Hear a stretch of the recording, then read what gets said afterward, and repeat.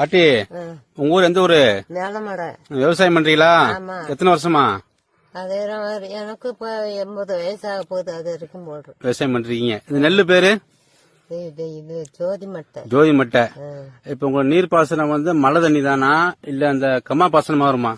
மழை தண்ணி இந்த காஞ்சி வச்சு இப்போ பைப் வச்சு தான் கிடக்கல டீப்பு. மழை பெஞ்சா மட்டும்தான் விவசாயம். ஆமா, எல்லாத்தையும் அது சண்டை பிடிச்சிட்டு தான் அடிக்கணும்.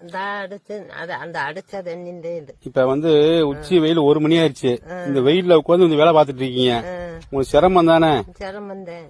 அப்ப நீங்க வந்து வேலையாள வச்சு அதை பாக்கலாம்ல? வேலையாளு கிடைக்கல சாரு. கிடைக்க மாட்டாங்க. என் மரும மெட்ராஸ்ல இருக்கு. சரி சரி. ஒரே ஒரு பையனே. உங்களுக்கு இருக்கு?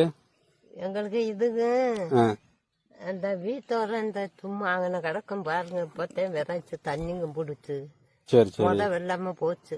சரி சரி. இப்பத்தான் விதைச்சு கிடக்கு தண்ணி இல்ல. அப்ப உங்களுக்கு வருமானம் எப்படி? வருமானம் விவசாயம் தான். ஆடு மாடு வச்சிருக்கீங்களா? அதெல்லாம் ஒண்ணும் கிடையாது சார். அரசாங்கத்துல பணம் வருதா உங்களுக்கு? மாசம் 1000 ரூபாய் பணம் வருதா? அது இல்ல. என் வீட்டுக்காரரு இறந்த காசு வரும். இறந்த காசு வரும். என்ன வேலை பார்த்தாரு? அந்த இதுல அந்தமான்ல பீடப்பள்ளியில பார்த்தாரு. சரி சரி. ரொம்ப சந்தோஷம். பார்க்க ரொம்ப கஷ்டமா இருந்த வெயில். இந்த வெயில் நம்மளால என்னால நிக்க முடியல. இந்த வெயில உட்காந்து களை எடுத்து வேலை பார்த்துட்டு இருக்கீங்க.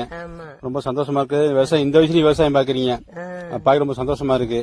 கண்டிப்பா இனி வரக்கூடிய காலங்கள் எப்படி இருக்குன்னு தெரியல. மக்களே இந்த அம்மாவுடைய முயற்சியை பாருங்க. இந்த வயசுலயும் வந்து விவசாயம் பண்றாங்க. இந்த வெயிலையும் உட்காந்து வெயில கூட பொருட்படுத்தாம வயலை களை எடுத்து விவசாயம் பண்றாங்க.